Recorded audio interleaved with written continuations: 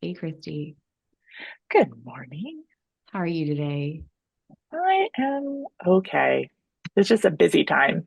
You guys are going to hear a theme from us probably until the end of October, where just because the Yeah. fall semester is a lot. And then we're so excited to be able to go to the Association for Play Therapy conference in Mhm. Houston. And we just got an update yesterday that it's in 2 weeks. So scary. We'll So be ready when we scary. get there. Yeah. But if you guys see us, come say hi. We'd love to talk to you. And we are listening to what people are asking and trying to respond and make this as relevant for you guys as possible. Yeah. So keep it coming. Yeah. We're excited. Both Maggie and I are presenting different presentations. So, yeah. And we can't hopefully wait to listen to some of your presentations as well, because we will be active participants at APT attending sessions as well. So, A we lot look of forward fun. to it. Yes. Lots of fun things happening, lots of luncheons, lots of parties. And I get to get an award, which is exciting. Yes. So Yeah. I'm to be Maggie's getting a service award. bright-eyed and bushy-tailed. Yeah. Yes. And I'm sad Yeah. I'm going to miss it, but Well, for those like 2 minutes where I get to walk across the stage. it honors all your hard work in the field of play therapy. I mean, I think it's important Well, there what are a you're lot of. doing and what you've done for Virginia's APT. So, Yes. And I encourage you guys to follow also North Carolina APT on Instagram. They've been putting a lot of fun stuff out that I've been yeah, trying to redo, repost onto our I've website. seen some of them on our website. Yeah. So, Um, well, today our topic is returning responsibility. yes, So, we which, are excited to share a little bit about what is returning responsibility, why do we return responsibility, and kind of how does that align with the CCPT core beliefs, as well as how do you do it? because And sometimes it can so be tricky. I think just it like can limit be. setting, you can't predict what they're going to ask you. And No. sometimes you get really taken aback and off guard. I'm, oh, you're asking if I'm as old as your grandmother. Yeah. Okay. So yeah. So I think if we go into the what of returning responsibility, right? Mhm. It's really kind of honing in on that central belief that children possess that internal drive towards growth and self actualization. And so it's as the therapist, we are working towards providing that sort of relationship in that we're different than other adults and that we're not directing it and we're not going to do things for children that they can do for themselves. And I think of it kind of, I don't know if Dr. Landreth was saying this, but it's almost like you rob them the opportunity of the experience of doing it themselves. And yeah. I think it also is really empowering for children when we're able to return responsibility to them and Mhm. allow them to stay in the lead, have a sense of control in the playroom, as well as feel the weight, right, of decision making that's developmentally responsive and developmentally appropriate. So we're not putting too much control in the child's hands where it almost causes them, to collapse out of, I don't even know what I want to say here, but collapse from the level of responsibility you're giving them, but it gives them chances to practice what it feels like to have responsibility on them. Yeah. It also, as we've talked with previous skills, it really hones in on that idea of autonomy. And I think it's really respectful to Mhm. allow children to make choices in the playroom. It really conveys that they are valued, they are prized and treasured by us, and we have a full faith and belief in them. Yeah. Well, and it's really an opportunity to show kids that we believe in them and that they have that capacity and so that they can experience that within themselves. And I know I've already said it, but how often do kids get that, right? Usually it's how do you do this? And it's, oh, here, do it this way, or oh, no. And for someone, even just like in a caregiver role, it is really hard to sit back and let your kids do something at their pace in the way that they want to do it. Yeah. And I recognize in myself when I'm wanting to take control over that because I can do it faster. I can do it more quickly, or I know how it should be done. And that really, those messages are antithetical to what we're trying to do within the playroom, which is that you can figure this out. Yes, maybe it will take more time. And it's kind of like you doing it is more impactful than being told. Yeah. Well, I think that goes to the why or our purpose of returning responsibility, Right. right? That it really helps build the child's belief in self, that they can do things on their own. Right. Um, and that it grows their confidence. It allows them to trial and error different problem solving techniques. And I think that's really important for kids to have the opportunity to. It is Mhm. always easier sometimes to do it yourself. It is definitely Yes. quicker, right? But then when do kids learn to do things for themselves? Yeah. If we are always doing for them, then when do they learn to do that? Right? Is it at a Right. time when the consequences are really high or the decision carries so much power or future direction responsibility that it really becomes overwhelming for them? And so I think when we can do it at younger ages, it's really helpful, even if it takes 5 more minutes. Right. And I'm chuckling to myself because of where I am emotionally. Man, I'm really having to learn for myself how to do Excel spreadsheets. And it is, if someone could come in and teach me how to, and just do it for me. But I also know that I'm learning, and there's a pride in that I'm able to do those things. And so children experience that too. And it's so important because when they feel like they're in the playroom, when they get to decide for themselves, when they get to practice, when they get to do things and try different ways of doing things and trial and error, it builds self-confidence and that Mm-hmm. self-concept that we're so wanting them to actualize, that they Yeah. have this capacity within themselves, and the pride and excitement that you see within children when you do this is really fun. And sometimes they respond like they're confused. What do you mean? What? Because it's Yeah. different. It's Mm-hmm. very different, but it's really fun to watch where they have that empowerment and they get to experience that within the Yeah. space with you. And that their perspective, their way of doing things is really prized. I really like that you keep saying that word. I want to say it over and Yeah. over again. Well, I think it's such an important word. And in my work, so many kids can come in feeling powerless, devalued. And so I think the more we can help them see, right, that they are valued, they are creative little beings that, can really think through lots of options and outcomes, and that we would value those decisions. I think it's really important, right? It really Mhm. hones in that they can be good decision makers. And I don't think they always hear that message, or Yeah. they hear there's only one way to make a decision, which is sometimes to please the adults in their life, right? But there's lots of creative ways to get to that solution. And I think like choice giving, which we talked about before, returning responsibility can also give them that idea that they can, develop different ways of deciding outcomes and what options are available. And I always love it because sometimes it's a new idea for me, and it's really helpful too, right? Selfishly, I'm, oh, that's a creative way to solve that problem. Yeah. Why don't I do things like that? Because the kids, they just come in with a a different base level experiences in the world, and sometimes we make things so much more complicated and they can really simplify them for us. And I appreciate that in kids. And 100%. so I really like when, they get the opportunity to make decisions and figure out options, because they do use much more creativity. Yeah. Sometimes they make it harder, but that's okay. Just like we do as adults. Sometimes we make things harder. Kids can make it harder too in the playroom. Yep. I do too. Yeah. I'm living my life of that right now. And I think what it's really cool too is that when we are providing the core conditions and we're returning responsibility with that empathy and unconditional positive regard.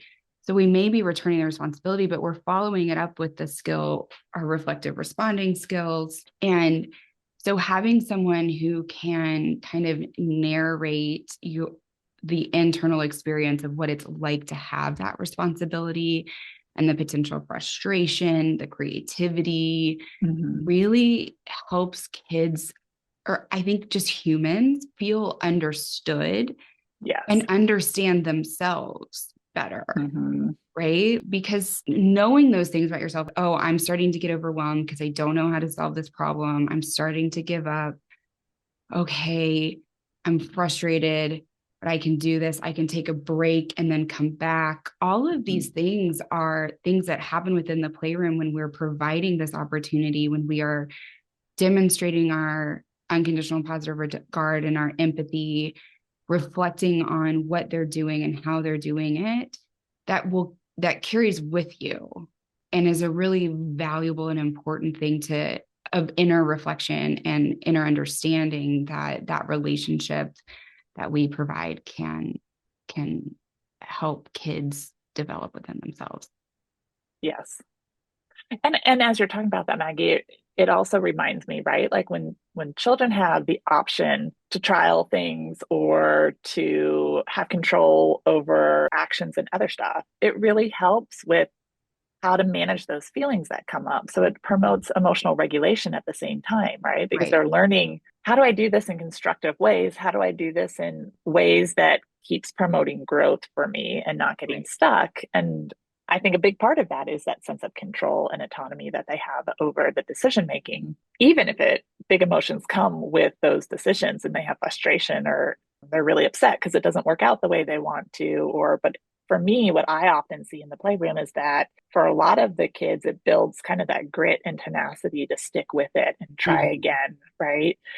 And so that helps with emotional regulation Yeah. because they're learning how to maneuver big feelings that come up. They learn how to maneuver disappointment or like perfectionism sometimes in the playroom when you return responsibility. And so I think that can be really helpful for Yeah. children. And especially with with CCPT and wanting to honor their inner wisdom and respect their inner wisdom, how easy it is to dismiss our inner Mm-hmm. wisdom, Yeah. especially if if you're told over and over again, no, that didn't work, you can begin to doubt yourself. Yeah. And that has big implications, right? Life is a series of challenges. And it's and so how we can honor that we believe in them and their capacity and that we know that they can do it even if they're not quite there yet, and then they can discover that they can do that. What a gift Right. that is for life. I mean, I'm emotional as I'm not in a good place in my life right now, and I'm tearing up because this is so important. And how nice it is to have someone say, "You're doing it. You're working really hard. This is really tough, and you've got this." I'm gonna cry because maybe I need someone to tell me that in my life. I was like, sometimes I think we need play therapists in our life too that hold this, unconditional positive regard, this empathy, this Mhm. warmth towards us. Right? Because Because as an you all adult, know, as adults, we don't always get it. we don't, and kids don't get it either in a lot of Mm-mm. spaces. And so what the word that I want to use is not what I want to use. The word that's coming to mind, what a blessing, but not necessarily, not in the religious sense, but just what an honor The that we're gift. Yeah. gift. Thank you. To be able Yeah. to let children experience that and the growth that can come from that it's it's an honoring and it's a respect. Mhm. And I think that goes back to everything that we do. Yeah. And I think returning responsibility works best when we do hold those core conditions, the attitudinal conditions within CCPT of unconditional positive regard, right? Really valuing the child exactly where they are, not judging how they're making choices, or even if it would be very different than the way that I might do it, right? And then also having a lot of empathy for the child as they're struggling, if that's struggling with the responsibility, right? Because we've returned responsibility to them. For some children, it's a real challenge, as well as really, like holding their perspective of how this will work or this will not work and honoring that for them. And then for us to be really aware of Mhm. our own authenticity and our own congruence to make sure we are not impeding the child from actually being able to make a decision here. Yeah. Because there are ways that you can say this and do this without the unconditional positive regard and empathy, congruence, and it's not as helpful. And Mm. that's something you can do.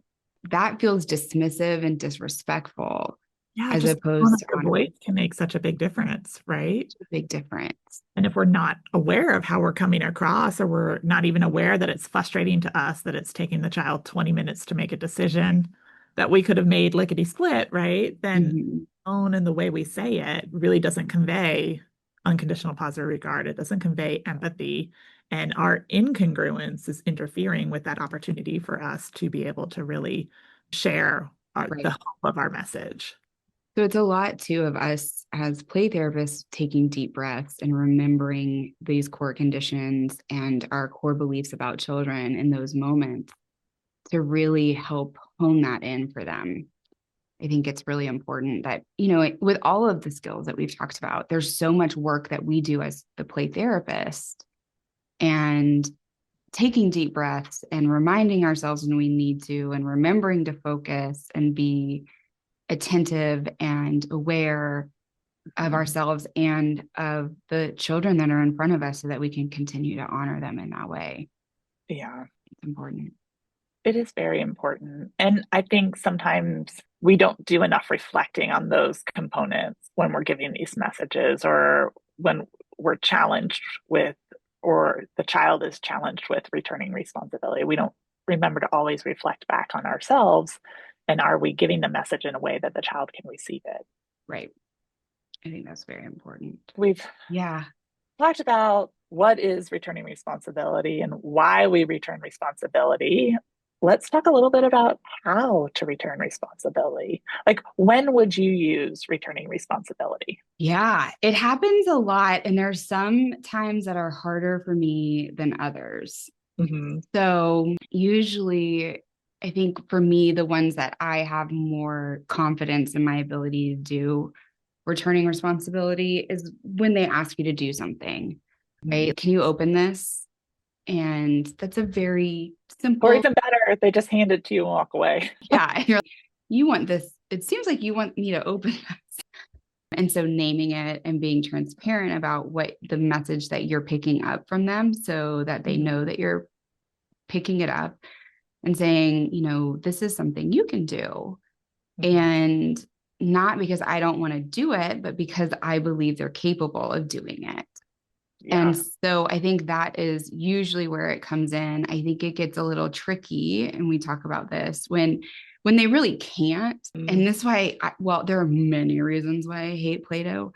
Sorry to the Play-Doh people. You can still be a Oh, sponsor, but it's hard to, maybe they'll listen. It's really hard for young hands to open Play-Doh.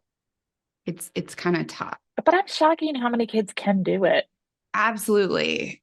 I'm thinking mostly the littles, and sometimes they have a hard time. Sometimes I have a hard time with it. And so Yeah. I will still return responsibility. This is something you can do, but in my back of my mind, it doesn't look, I can't. And so I'll say, Yeah. okay, you put your hands right there and my hand will be right here. And then, you know, Yeah. help them with that. And then reflecting, you did it. You're Mhm. so proud that you did it, because Yeah. that does still help generate those things, even if it's something that's really tough. Yeah. Yeah. Yeah, and sometimes I'll even show me. That's another way to keep Yeah. them in the Showing. lead, right? And allow them to do the decision making. Yes. Or you get to decide how I open this if it's not something they're capable of opening, or they need a little guidance to do it. Yeah. I think a lot of times they'll say, what color do you want? What color should I Mhm. use? Yep. And that's a big one. Yeah. Almost like they want you to make the decision for you to choose how to do it. So the idea of when they're placing that back on you as the therapist, right? I normally say something to the effect, and here you get to decide what color it is for me, or what is your favorite color, or what color do you want to be, right? And here you get to decide what color I want to be. Yeah. And so, which really helps them know that they are the person in the lead and they get to decide, but I want you to choose, Mm-hmm. is normally the response I'll get back sometimes, right? And so then in this space, what's most important is that you're the one who gets to make these decisions. Yeah. And they're like, oh man, she's not going to make this choice for me. So let's see. Sometimes Yeah. it's here, be this. Okay. Or other times they really think it through about Mhm. what color they want it to be if we're, I don't know, marking up a piece of paper together. Yeah. whatever it is. Or I think sometimes I've had it happen where they have an idea in mind for a game Mm-hmm. and they want me to be part of the game. And so it's okay, you build this and then and then you do this or you build something. And so what I do is I'm like, oh, okay, you've got an idea for what you want me to do. And then I'll kind of watch what they're doing. And I'm like, Mm-hmm. okay, so you're doing it like this. And so then I follow their lead in that way. So I'm not necessarily saying, show me how you, sometimes I will say, show me how you want me to do it. Yeah. And sometimes I'll be like, oh, okay, so you're doing it like this. And then I'll follow their lead and they'll be, you did it wrong. Oh, okay, show me how you want me to do it. Right. So it's always keeping them in the lead in that because sometimes I don't know. My play therapy students just watched or did their play observation and talked about how kids can kind of have this innate conversation with each other where they know how they can kind of come together. And maybe as an adult, I've lost that. And so sometimes I don't know what they want me to do. And okay, so show me what you want me to do Yeah. and putting that back on them. Yeah. Really letting them lead Mm-hmm. and not taking over the session or taking it in the direction that you want to take it in. Yeah. Another one I get a lot or I utilize a lot is when kids, I guess, need reassurance from me. Mm-hmm. So they'll say something like, did I spell this right? Or how do you spell alligator? I once had a kiddo who labeled every shelf of all of the toys. And so she put painter's tape or the masking tape that we had in the art area, and she lined every shelf front with tape and then proceeded to ask, how do I spell alligator? Right. And in here, you can decide how it's spelled.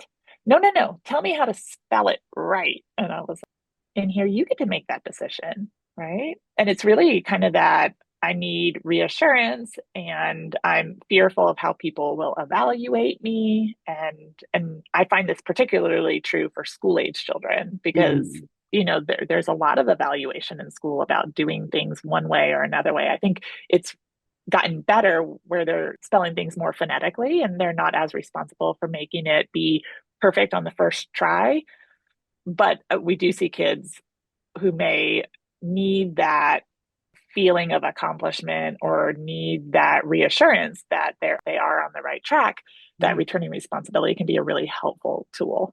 I will tell you, for this little girl, we spent the whole session trying to figure out how to spell alligator, or she did the whole session of Mm-hmm. trying to spell alligator. She would put one letter and turn around and look at me for reassurance. And so, oh, you're wondering what I think. It looks like you figured out how, and you decided what the first letter is. And she's like, but am I right? I was like, you're not trusting yourself. And she's Oh, like, well, that's a I good do one. think, yeah. So, she goes, I do think it starts with an A. I was like, it sounds like you know exactly what it starts with. I'm not correcting it. I'm not there to be her teacher and to help her know how to spell correctly. But we did that with every single letter to get alligator. Was it spelled correctly at then? No. Did No. it matter? No. Was I heartbroken that our session was over? Yes. Because what do you think she asked me as we were walking out the room? Make sure no one peels that tape off so that I can work on this next time too, which I can't do, right?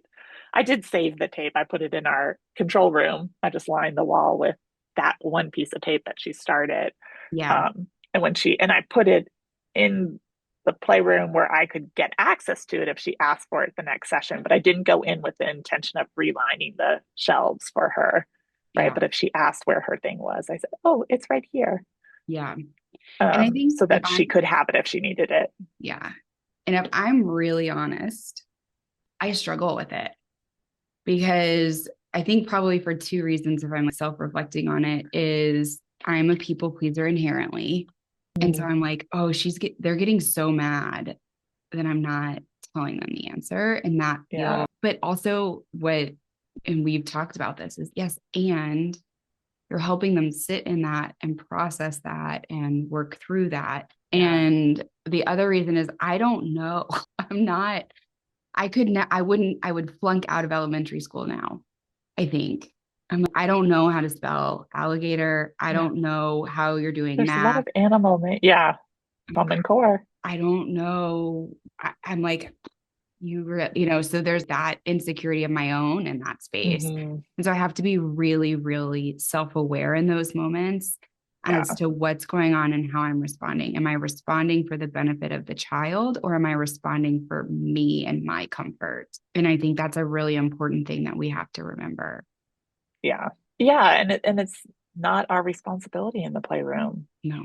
right? Either to make sure we're Yeah. perfect in grammar or perfect in math, or it's really about the opportunity for the child to explore, and they use play as one of the ways to do that. And that may look like competence play or mastery play, where they're really trying to figure out the things that they are most challenged with outside of session, Yeah. which might be math or spelling or Mm. history, whatever it is that they're Right. learning in school. Well, Maggie, we're almost at our time. Yeah.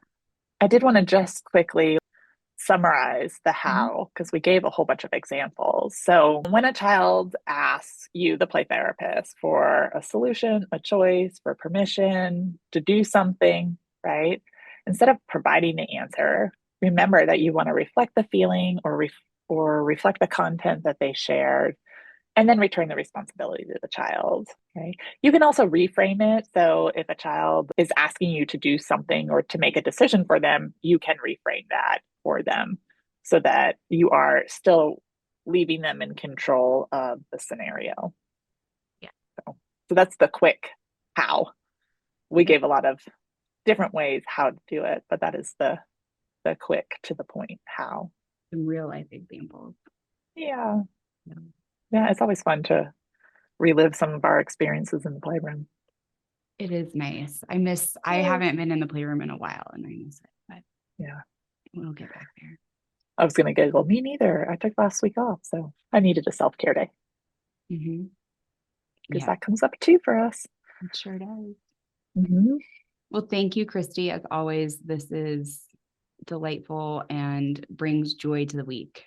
I was going to say this is one of my highlights of the week every week when we get to meet online, talk about what we love and we're passionate about, Yeah. be in community with others who like hearing this content. Please remember, if you have questions or comments or ideas, please email them to us at info@playtherapyspace.com, or you can email to Maggie or I. So you can do Maggie@playtherapyspace.com or Kristie@playtherapyspace.com.